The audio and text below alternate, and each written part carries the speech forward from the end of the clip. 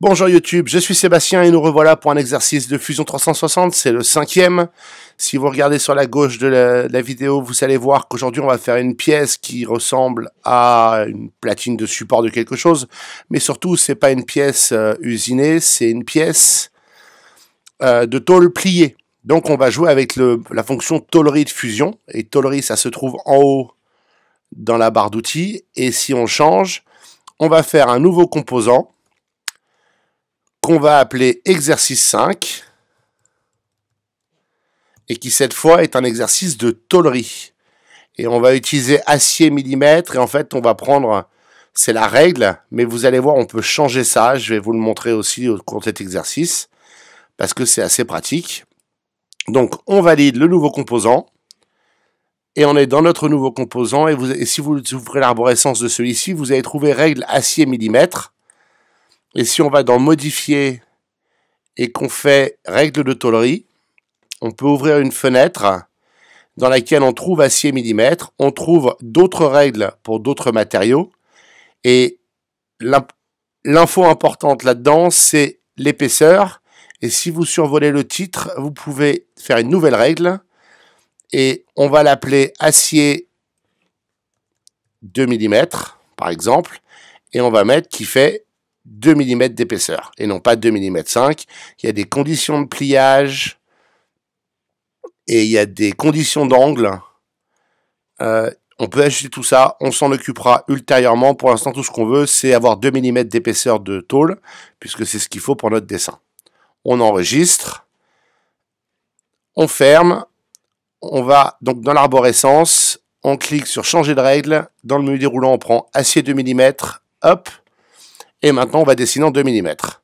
Première étape, on va faire une esquisse. Alors, on va utiliser quelques tricheries dans cette histoire. Si on regarde notre pièce, elle fait 124 de large. Par quelque part, il y a la largeur du truc. Où est-ce qu'elle est la largeur? Là, 72. Donc, on va faire un dessin, un rectangle, tout simplement, qui va faire, non, il va faire 72 d'un côté, mais on va faire 124 divisé par 2, parce que comme cette pièce est majoritairement symétrique, on va pas s'emmerder à dessiner les deux côtés, on va en faire la moitié et faire une symétrie. Plus simple. Donc maintenant qu'on a cette pièce, on peut terminer l'esquisse. On va appliquer un bord bombé dessus, c'est simplement la rendre tôle, voilà. Elle a un côté, elle fait 2 mm. On peut mettre ça à l'intérieur ou enfin au-dessus ou en dessous. Nous, on le veut au-dessus, ça fait un nouveau corps, c'est très bien. Maintenant qu'on a notre première pièce, on va faire un bord bombé ici. Non, ici, pardon. On va supprimer celui-là. Et on va l'extruder vers le haut.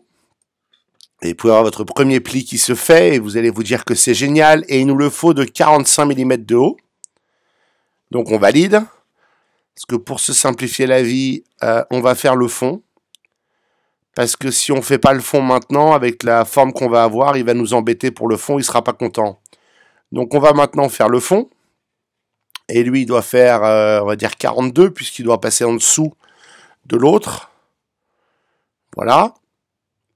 Donc on a ça, on est bien avancé. Si vous allez dans modifier, vous pouvez faire déplier. Vous choisissez le fond de la pièce et vous faites OK. Et vous avez maintenant la pièce à plat. C'est magnifique. On peut la replier avec l'icône qui est en haut à droite. Hein. Hop, replier les faces. Donc on va maintenant la redéplier. On peut le faire autant de fois qu'on veut. Hein. On sélectionne le plat et on déplie tout et en avant. Alors maintenant, on va faire des esquisses. La première, on va la faire sur notre pièce initiale. Comme ça, on en sera débarrassé. Et notre pièce initiale, il faut lui couper un morceau de 20 mm à 14 du bord extérieur. Alors quand on déplie, le bord extérieur n'est pas celui-là, c'est celui à côté. Donc on va le projeter avec P pour projection. On va le sélectionner. Comme ça, on pourra s'y référencer. Mais notre bord extérieur, c'est à l'extérieur du pli. C'est ça le petit piège pour pas se gourer dans vos dimensions.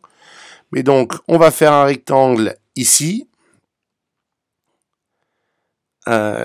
qui va faire 20 de haut, ça c'est défini, on le sait. On va pas lui définir une largeur parce qu'on va le dimensionner comme ça de ici à là. Hop, on sait que ça doit faire 14. Et ça résout notre problème. Donc, on peut terminer l'esquisse. On va se redonner un peu de perspective. On va faire une extrusion. Idéalement, il faut les faire quand c'est à plat, les extrusions. On peut varier quand on a besoin, mais tant qu'à faire, c'est mieux comme ça. Et si on replie les faces, ça se replie pareil, mais maintenant, on a notre pièce comme on la voulait. Alors ensuite, on va redéplier les faces. Vous n'avez pas besoin de le faire aussi souvent, hein, je le fais pour vous montrer au fur et à mesure. Voilà. Et on va faire une esquisse, cette fois sur la partie haute, donc qui est le fond de la pièce. Là, on va projeter nos références qui sont pas faciles à survoler parfois. Celle-là et celle-là, qui sont les bords extérieurs. Enfin, en l'occurrence, qui sont les planchers et le bord extérieur. OK. On va valider ça, puisque c'est comme ça qu'on a nos mesures. Et là, il nous faut un rectangle, là aussi, que j'ai fait n'importe où. C'est pas terrible. Il nous faut un rectangle qui commence dans l'angle et qui ait sa hauteur est de... Décidément, c'est pas simple. Il doit rester 18. Donc, on ne connaît pas sa hauteur et on ne connaît pas sa largeur. Donc, on le valide comme ça, peu importe. J'ai fait une fausse manœuvre. On recommence, on fait un rectangle. Zou, et on le dessine. Et après, on le dimensionne. Du sol au bas du rectangle, il y a 18.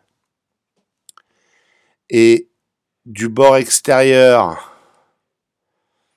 à là, il y a 24 moins 2 fois les parois, il y a 20. Alors, c'est pas tout à fait vrai. Et il nous faut ensuite un autre rectangle qui parte du sol. Donc, d'ici. Qui fasse 33 par 8. Voilà. Et c'est par 8 à partir du bord. Donc, d'ici à là, on a 8. Donc, ce rectangle, on va le couper. Et on va aussi faire un rectangle ici. Au-dessus. Qui, lui, doit se terminer à 2 mm de là où on était. Vous allez comprendre. Et on va le dimensionner pour que de là à là,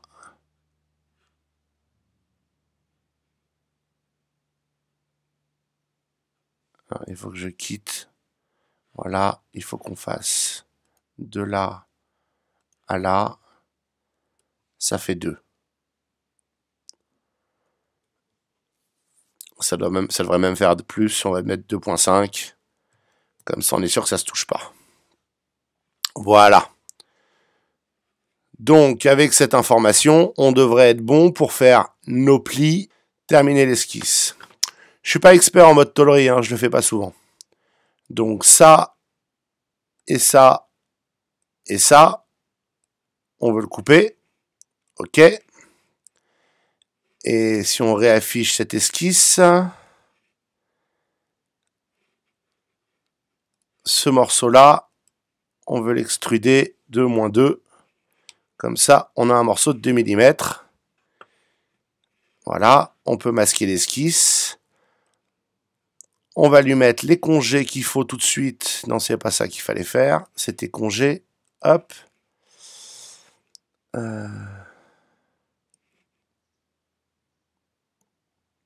Voilà, on va sélectionner cette arête et cette arête. Et elles doivent avoir un rayon de, j'imagine 2, mais on va vérifier.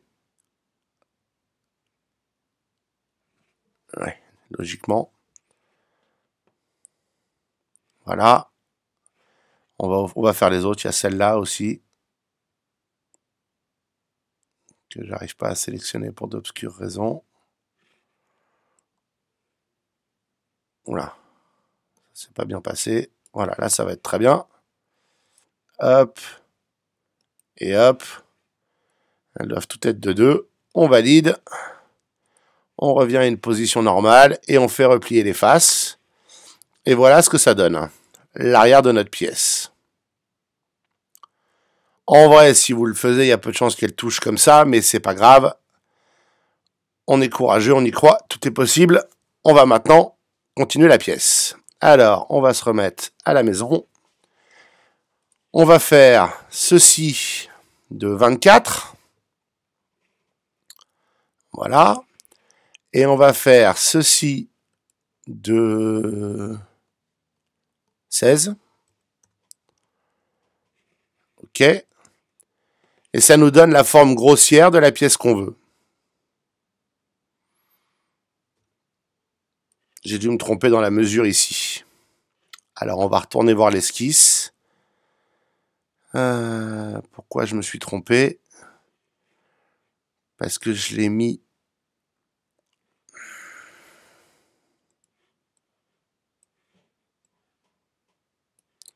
J'ai fait 20 et ça doit être 22. 22. Terminer l'esquisse.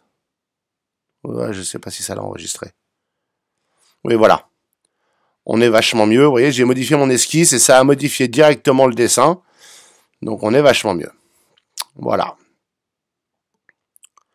Donc maintenant qu'on a ça, c'est là que ça devient plus compliqué. On va déplier en utilisant toujours la base. OK. On va la recentrer un peu. Et maintenant, on va faire une esquisse. On va la faire sur ce plan-là. Et on va dessiner tout ce qui va sur le côté. Alors, c'est un peu plus sport, donc on va projeter des lignes. On va projeter ça, ça, celle-là, celle-là et celle-là.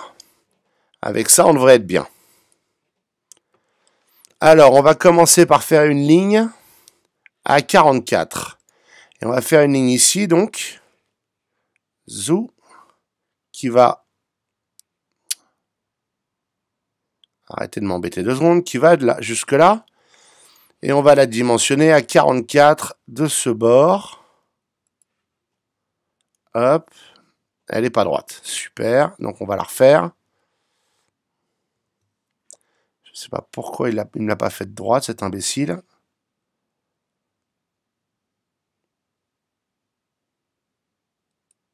Hop. Et donc maintenant, on va la dimensionner à 44. Pourquoi 44? Parce que c'est la partie qu'on garde à la fin. Ensuite, on va faire des ronds. Alors, il nous faut un cercle ici de 24 de diamètre. Donc 24. On va le dimensionner tout de suite. On le veut à 25 du sol, donc c'est cette ligne-là. C'est bien 25? Oui, c'est 25. Et on le veut à 22 du bord. Alors, il faut se repérer en 3D dans cette histoire. Surtout quand on fait quelque chose dont on n'a aucune idée de ce que c'est ou à quoi ça sert et où ça va, ça demande un petit peu d'entraînement, en tout cas dans mon cas, pour arriver à s'y repérer correctement. Mais avec le temps, on prend l'habitude, c'est pas ça qu'il fallait faire. C'était juste référencer le centre du cercle pour dessiner un autre cercle de 3,5. Voilà. Et ces cercles sont à 6 mm de chaque bord. Donc on va le dimensionner. On peut le faire là, c'est pas gênant. Hop, 6. Et lui pareil. Hop, 6. Donc on a ces cercles, on est bon. Maintenant, on va faire un cercle ici de 8.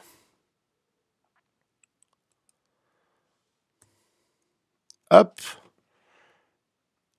Qu'on va dimensionner ou aligner en disant qu'il est à 8 du bord, si je ne m'abuse. Oui, c'est ça. Et qu'il est à combien du sol? 16. Faut d'abord que je clique. 16. Voilà. Dans ce cercle, on peut faire un autre cercle, enfin au même centre, de 16, qui va nous donner notre arrondi au-dessus, puisqu'il a un rayon de 8, cet arrondi, donc il a un diamètre de 16, hein, il n'y a pas de miracle. Et maintenant, il nous faut une ligne qui aille, a priori, à peu près d'ici vers là-bas, à un angle de 20 degrés. Donc, dans notre cas, si la verticale est 90, c'est 110 qu'on veut. Voilà, et on le veut tangent ici. Et on devrait pouvoir vérifier que si je fais ça à ici, ça nous le met à 20,99. Et il devrait être à 20,71. Donc on va le mettre à 20,71 parce qu'on va respecter les dimensions. La raison pour laquelle il y a une légère variation possible là, c'est qu'on n'a pas défini les ratios d'angle de pliage. Parce qu'on n'est pas des psychopathes, qu'on les connaît pas, que tout ça c'est du théorique de toute façon. Mais voilà, on a notre ligne qui nous fait ça, elle arrive bien, et on a comme ça la majorité des objets du profil. Mais on va pas abandonner ici, parce que on sait que sur le dessus il nous faut 2 trous, et rien ne nous empêche de les dessiner maintenant. Le dessus c'est ce morceau-là, donc on va faire un trou ici, de quel diamètre? Alors si vous regardez le dessin, celui d'en haut, il a le gros trou au milieu de la platine en pointillé, ça veut dire qu'il n'est pas sur cette face, il est mais sur cet axe. Donc l'alignement de nos trous, c'est le dessin du haut. Le dessin du bas, il a le trou sur le même plan, puisqu'il n'est pas en pointillé. Donc, je vais vous montrer le trou avec la souris. Ça, c'est le trou dont je parle. Là, il est en pointillé, donc c'est la vue, c'est cette platine-là, puisque le trou n'est pas dessus. Et là, il n'est pas en pointillé, c'est la base, puisque le trou est dessus. Donc, on va maintenant faire le trou du dessus, qui se trouve être de 3,5 de diamètre, 3,5. Et on sait qu'il nous en faut un deuxième, on va dire par là, hein, 3,5. On valide. Et alors nos trous, ils sont alignés comment? Ils sont à 8 du bord et à 12. Donc celui-là, il est à 8 du bord. Hop. Bah, je l'ai dessiné à 8 parce que je suis extrêmement... Ah non, presque à 8. Hop. Et il est à 12 de cette ligne-là. Donc du bord extérieur. J'étais pas trop mal. Voilà. Et celui-là, on a l'info qu'il est à 36. Moi, je suis pas trop mauvais. Hein. Bon, les pièces sont pas grandes, c'est facile à faire à l'œil. Et on va utiliser une contrainte qui impose à 2 points d'être verticaux ou horizontalement alignés. Fusion décide lequel. Mais donc on va prendre ce cercle et ce cercle. Et comme ça, ça nous les aligne sans avoir besoin de remettre une contrainte ici, puisque les deux doivent être alignés. Petit truc que vous pouvez utiliser parfois. Ça limite aussi parfois le nombre de mesures sur le plan. On va aussi aller faire la forme en bas, là, dans la pièce qu'il va falloir couper, puisque on a une esquisse sur ce plan, autant l'utiliser au maximum. Donc, maintenant, on va prendre un rectangle qui va jusque là, puisqu'il coupe l'angle. Et notre rectangle, il doit faire 20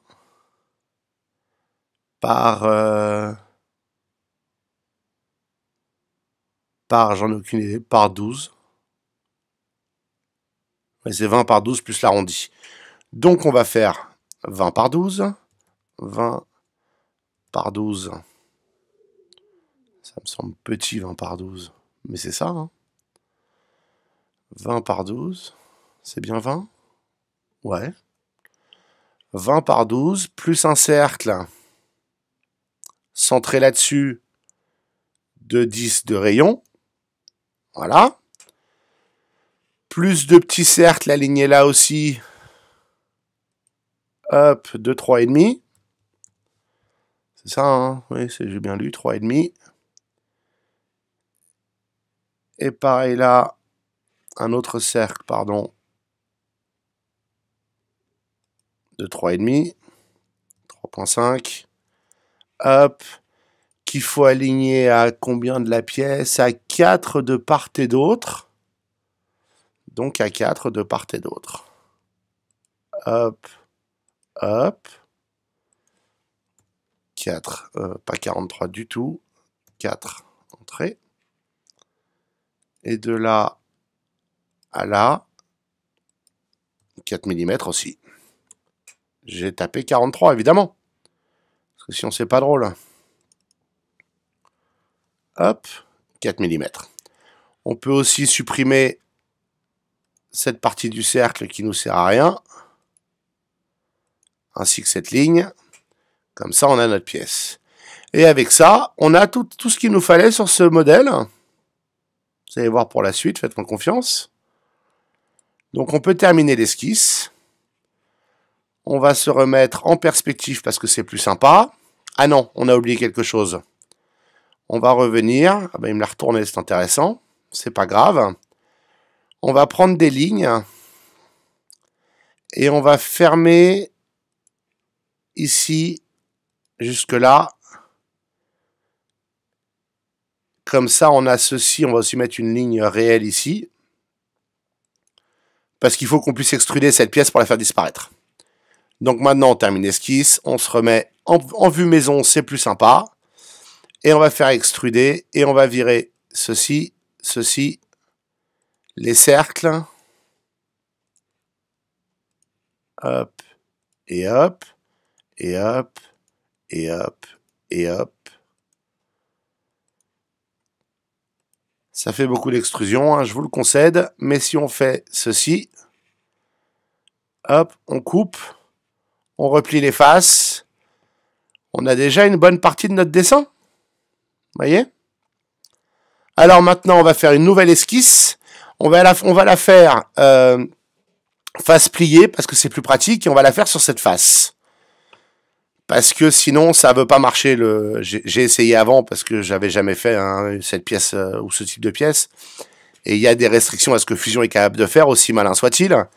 Mais on va d'abord projeter ce cercle. Et on a cette ligne, on a ce bord, donc on est bien. On va projeter ceci parce que ça nous servira. Et maintenant, on va valider les projections. On va dessiner un cercle ici. Voilà. Et ensuite, on va dessiner ici un rectangle qui doit faire 8. Donc, qui fait 8 là, par 16. Hop. Et qui doit se trouver à 2 mm de là. Hop, 2. Ensuite, on va dessiner un cercle basé sur ce centre ici de 8. Et un autre de 16. Hop. On va supprimer ce qui nous sert à rien, à savoir cette ligne, ceci, ceci, ceci et ceci. Et j'ai pas d'erreur de mesure, non, ça me semble bien. Voilà. On termine l'esquisse. On se donne un peu de perspective. On va extruder ce cercle juste pour attaquer la partie repliée. Plutôt que d'essayer de théoriser la position du cercle, c'était aussi simple de le faire comme ça.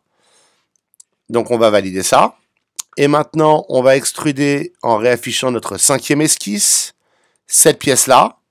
Et on va l'extruder de -2 puisqu'il va être dans le mauvais sens. On joint, c'est important de mettre sur joindre. Voilà. On va masquer l'esquisse. Et pour le fun, on va déplier en sélectionnant toujours la base.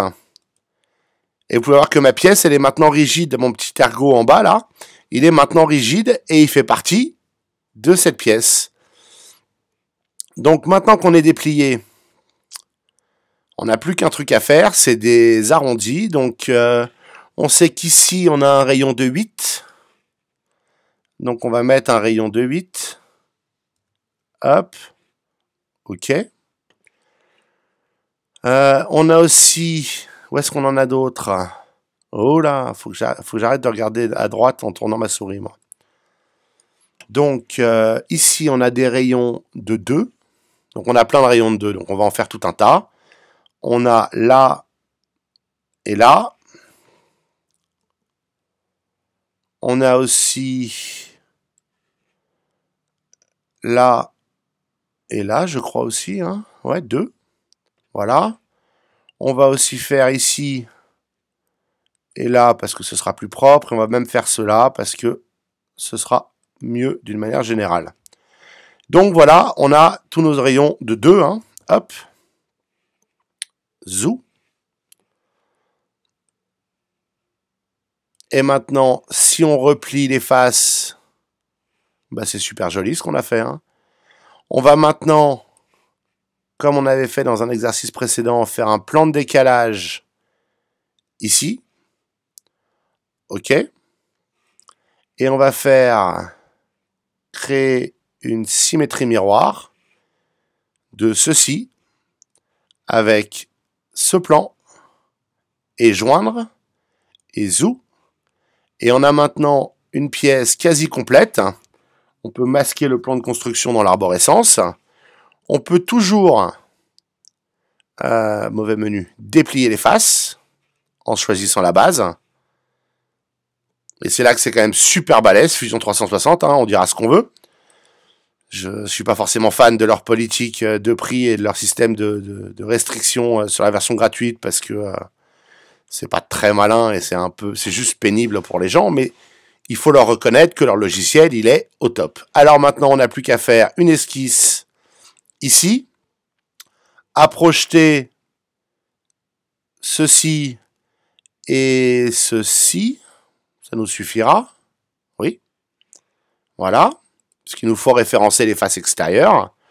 On va faire un rectangle qui doit faire 24 par 30. La raison pour laquelle je ne l'ai pas fait avant, c'est qu'il n'est pas centré sur la pièce. Donc, il n'aurait pas marché avec la symétrie. Il doit être à 10 du bord arrière. Et il doit être à 47 du côté, mettons, gauche. Mettons qu'il y a un côté gauche. Voilà. Maintenant, si je termine l'esquisse, que j'extrude mon petit rectangle, hop, OK, que je fais replier les faces, nous avons notre pièce complète. Et voilà les fonctions Tollery de Fusion 360. Ça prend un peu de temps pour s'y habituer. Si vous n'utilisez pas souvent, il faudra vous le remémorer à l'occasion.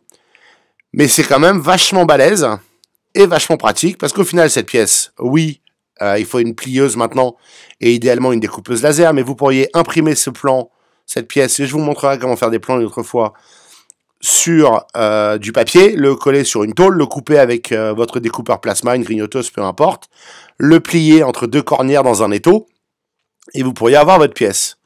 Ou vous pourriez simplement couper les morceaux et les souder ensemble et avoir la pièce.